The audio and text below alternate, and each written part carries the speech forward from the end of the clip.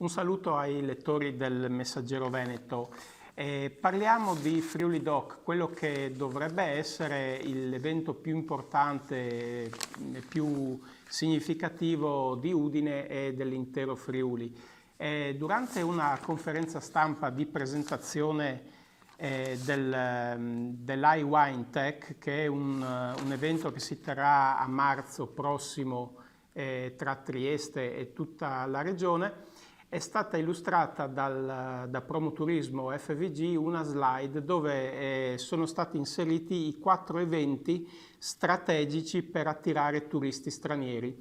Questi 4 eventi in regione sono la Barcolana, quindi la notissima regata velica di Trieste, Gusti di Frontiera, che si svolge a Gorizia e negli ultimi anni ha ottenuto un boom di visitatori.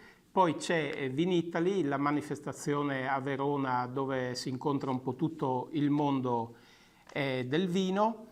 C'è anche, ecco qua, c'è anche Improsit, la manifestazione che a Udine e a Tarvisio ha portato un sacco di chef stellati internazionali famosi. Però tra queste 4 manifestazioni strategiche non c'è appunto Friuli Doc. Il direttore di Promoturismo FVG ha un po' precisato la filosofia di azione dell'ente turistico, dicendo che Friuli Doc è sì un grande evento, però è molto locale. Essendo così un evento molto locale, ciò significa che evidentemente, secondo il suo punto di vista, non attira a sufficienza turisti, soprattutto dall'estero.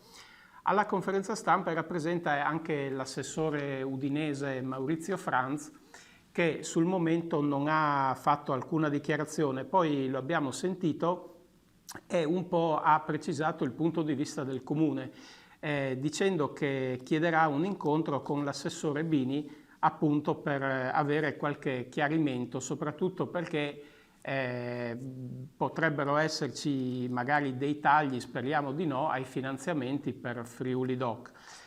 Franz ha detto dal suo punto di vista che quest'anno l'edizione 2019 è stata eccezionale, ha definito così l'edizione, sia per quanto riguarda i numeri sia per quanto riguarda la qualità.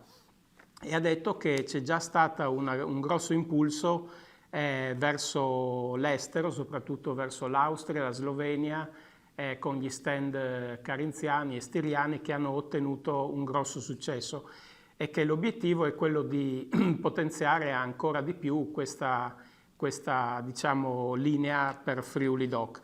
Ecco, adesso vediamo come andrà a finire questa vicenda, però al momento la Regione e con essa il suo braccio operativo Promoturismo ha intenzione di privilegiare come eventi strategici Barcolana, Improsit, Gusti di Frontiera e Vinitaly e non al momento Friuli Doc.